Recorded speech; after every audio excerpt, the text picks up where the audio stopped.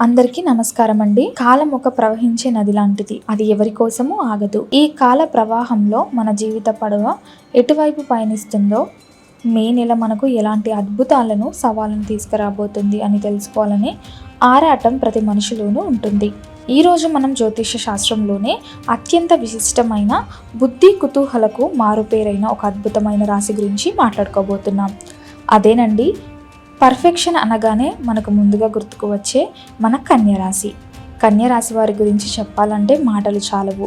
వీరు సాక్షాత్ బుద్ధ భగవానుడికి అత్యంత ప్రీతిపాత్రమైన వారు.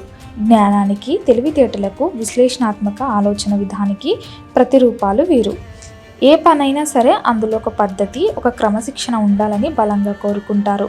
ఒక బాధ్యతను తమ భుజాలపైన వేసుకున్నారంటే అది 100% పర్ఫెక్ట్గా పూర్తయ్యే వరకు వీరికి నిద్ర పట్టదు. ఇతరులు చేసే చిన్న చిన్న తప్పులను కూడా ఇట్టే పసిగట్టి వాటిని ఎంతో సున్నితంగా, పద్ధతిగా సరిదిద్దే నైపుణ్యం బహుశా ఈ సృష్టిలో ఒక కన్యరాశి వారికి మాత్రమే సొంతం. ఎవరికైనా చిన్న కష్టం వస్తే చాలు ముందుగా కరిగిపోయే వెన్నలాంటి మంచి మనసు వీరిది. అయితే ఈ పర్ఫెక్షన్ కోసం వీరు పడే తపన ఒక్కసారి వీరికి అతిపెద్ద శత్రువుగా మారుతుంది. అంతా సవ్యంగా జరగాలి, చిన్న పొరపాట్లు జరగకూడదని వీళ్ళు పడే ఆరాటం వల్ల తీవ్రమైన మానసిక ఒత్తిడికి గురవుతుంటారు. ఎప్పుడు ఆలోచనల సుడిగుండంలో గిరగిరా తిరుగుతూ ఉంటారు. అటువంటి విశిష్టమైన, సున్నితమైన, అద్భుతమైన కన్యరాశి వారి జాతక చక్రంలో ఈ 2026 సంవత్సరం మే నెల ఎలాంటి మార్పులను తీసుకురాబోతుంది, గ్రహాల స్థితిగతులు మీకు అనుకూలంగా ఉన్నాయా లేదా ప్రతికూలంగా ఉన్నాయా అనేది ఈరోజు మనం ఎంతో కులంకుశంగా లోతుగా విశ్లేషించుకుందాం.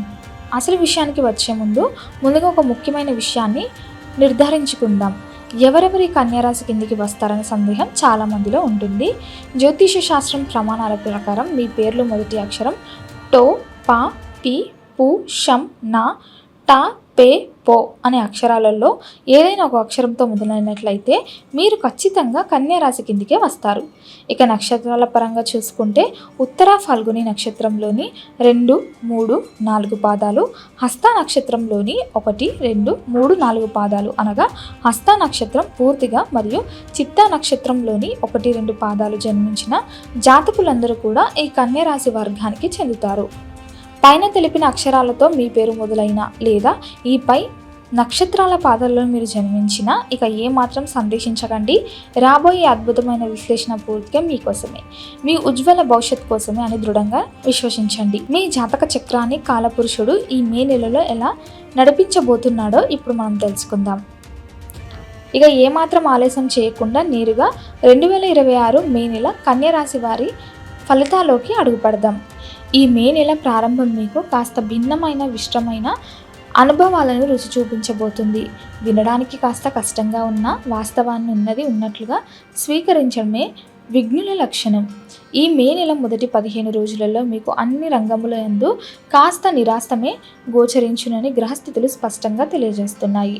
అంటే మీరు వృత్తి వ్యాపారాలలో ఉన్నా, ఏదైనా ప్రైవేట్ లేదా ప్రభుత్వ ఉద్యోగంలో ఉన్నా, లేదా స్వతహా పనులు చేసుకునే వారైనా సరే మొదట్లో మీరు అనుకున్నంత వేగంగా పనులు ముందుకు సాగవు. ప్రతి పనిలోనూ ఏదో ఒక తెలియని జాప్యం, ఒక చిన్న అడ్డంకి ఎదురవుతూ ఉంటుంది. దీనివల్ల ఏంటిది, నా టైం బాగాలేదా, నేను ఎంత కష్టపడినా, ఎంత పర్ఫెక్ట్గా ప్లాన్ చేసినా ఫలితం శూన్యంగా ఉందేంటి అనే ఒక రకమైన డల్నెస్, తీవ్రమైన డిసప్పాయింట్మెంట్ మిమ్మల్ని ఆవరించే అవకాశం చాలా స్పష్టంగా కనిపిస్తుంది. పర్ఫెక్షనిస్టులైన మీకు పనులు వాయిదా పడడం, సమయానికి పూర్తి కాకపోవడం అస్సలు నచ్చదు.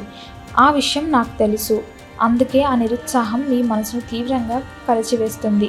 కానీ మీరు ఇక్కడ మీ సహజమైన బుద్ధి బలాన్ని, విశ్లేషణాత్మక శక్తిని ఉపయోగించి ఆ నిరుత్సాహాన్ని తరిమికొట్టాలి. ఒక పని అవ్వట్లేదు అంటే అది మీ తప్పు కాదు, మీ ప్రయత్నంలో లోపం లేదు. కేవలం కాలం కాస్త నెమ్మదిగా సాగుతుంది అని మాత్రమే అర్థం చేసుకోండి. ఆర్థిక విషయాలకు వస్తే మే నెల ప్రారంభంలో మీకు సామాన్య ధనలాభాలు మాత్రమే కలుగును అని సూచింపబడుతుంది. మీరు ఆశించిన స్థానంలో అద్భుతమైన లాభాలు రాకపోయినా మీ రోజువారీ అవసరాలకు, మీ కుటుంబ పోషణకు, మీ కనీస అవసరాలకు ఎటువంటి లోటు రాకుండా సమన్వయమైన ధనలాభం మాత్రం ఖచ్చితంగా చేరుకుంటుంది.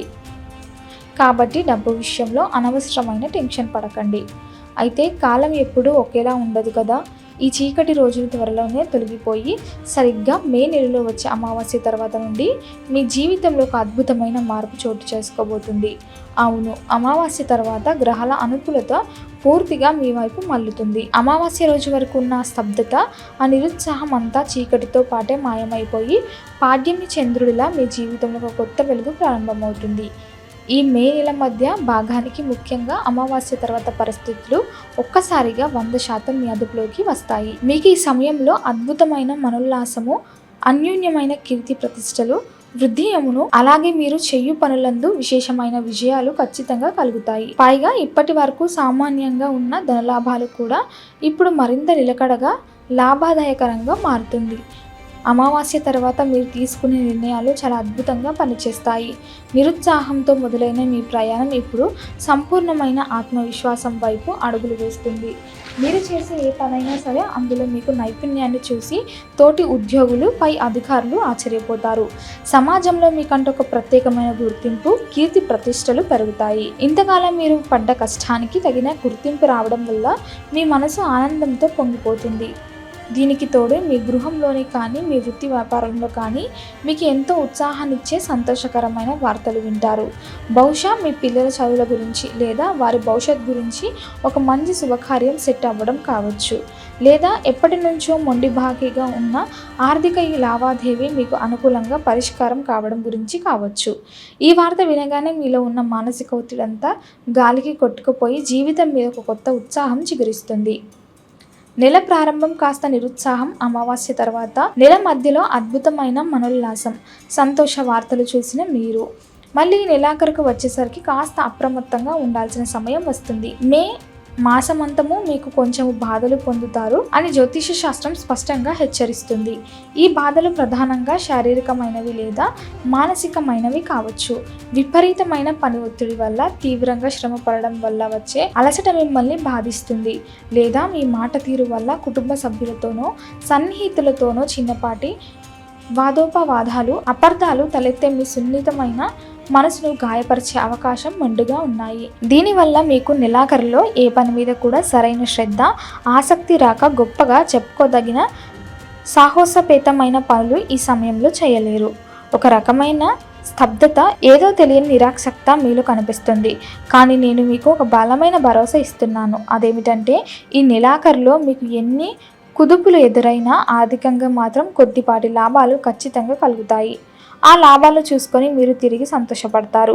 చివరికి ఈ నెలంతా ముగిసేసరికి మీ మనసులో బాధ కంటే ఒక రకమైన ప్రశాంతత, ఆనందమే ఎక్కువగా మిగులుతుంది.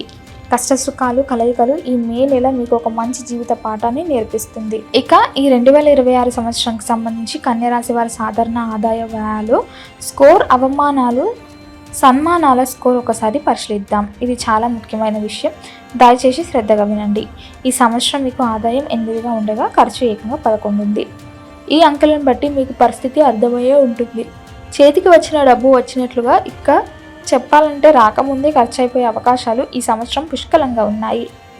ఆదాయం 8 వంతులు అయితే ఖర్చు 11 వంతులుగా ఉంది. కాబట్టి కన్యా రాశి వారు ఈ ఏడాది అంతా కూడా తమ జేబుకి ఎక్కడ చిల్లు పడకుండా జాగ్రత్తగా వ్యవహరించాలి.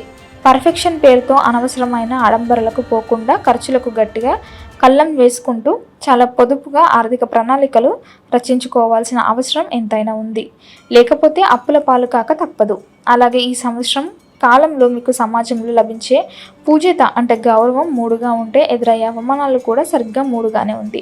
దీని అర్థం ఏమిటంటే మీకు ఎంత స్థానంలో గౌరవ మర్యాదలు, సన్మానాలు లభిస్తాయో సమానంగా అదే స్థానంలోని కొన్ని ఊహించని పరిస్థితులలో చిన్న చిన్న అవమానాలు లేదా అపార్థాలు కూడా ఎదురయ్యే బలమైన సూచనలు కనిపిస్తున్నాయి. కాబట్టి ఎవరితో మాట్లాడినా, ఏ కొత్త వ్యవహారంలో తలదూచినా సరే 1కి 10 సార్లు ఆలోచించి కాస్త ఆచి తూచి అడుగు వేయడం అనేది కన్యరాశి వారు ఈ సంవత్సరం పాటించాల్సిన అత్యంత ముఖ్యమైన జీవన సూత్రం. ఇంతటి ఎత్తుపలాలు, కష్టసుఖాలు ఉన్న ఈ సమయంలో మీరు ఎదుర్కొనే ప్రతికూలతను అధిగమించి సానుకూల ఫలితాలను మరింతగా రెట్టింపు చేసుకోవడానికి మన ప్రాచీన జ్యోతిష శాస్త్రంలో పెద్దలు ఎంతో అద్భుతమైన శక్తివంతమైన పరిహారాలు, పూజ విధానాలు సూచించారు.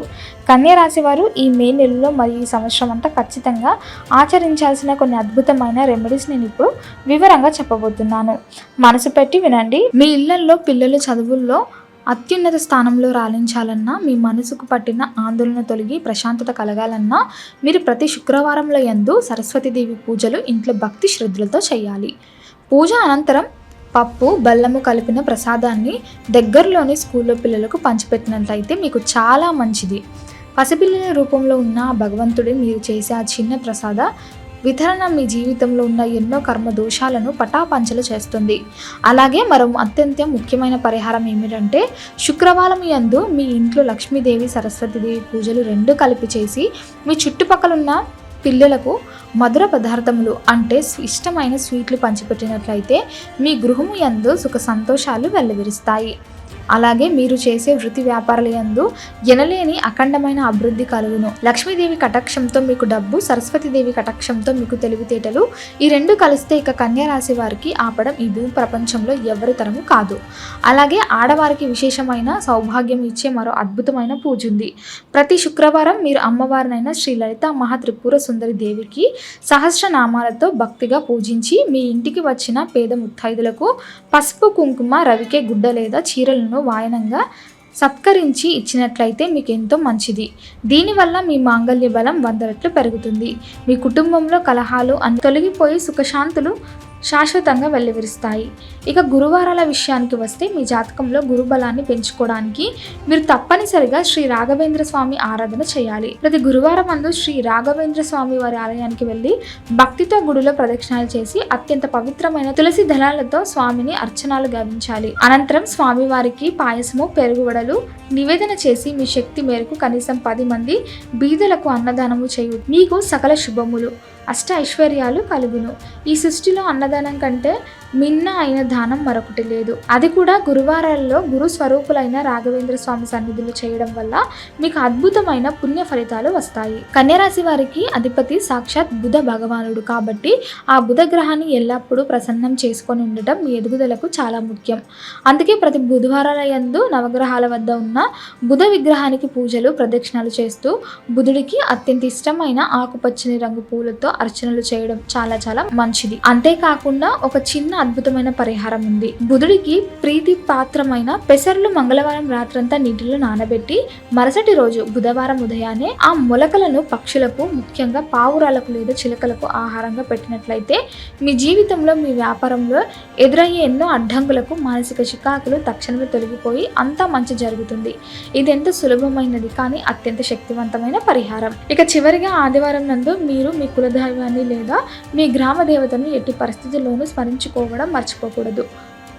ఆ రోజు గ్రామ దేవతలకు అత్యంత భక్తి శ్రద్ధలతో పొంగలి నివేదన చేసి అమ్మవారికి పసుపు, కుంకుమ, నూతన వస్త్రం భక్తిగా సమర్పించినట్లయితే మీకు చాలా మంచిది. పుట్టిన పెరిగిన గ్రామ దేవత చల్లని చూపు మీ మీద ఉంటే ఏ గ్రహ దోషం మిమ్మల్ని వెంట్రుకు కూడా ఏమీ చేయలేదు.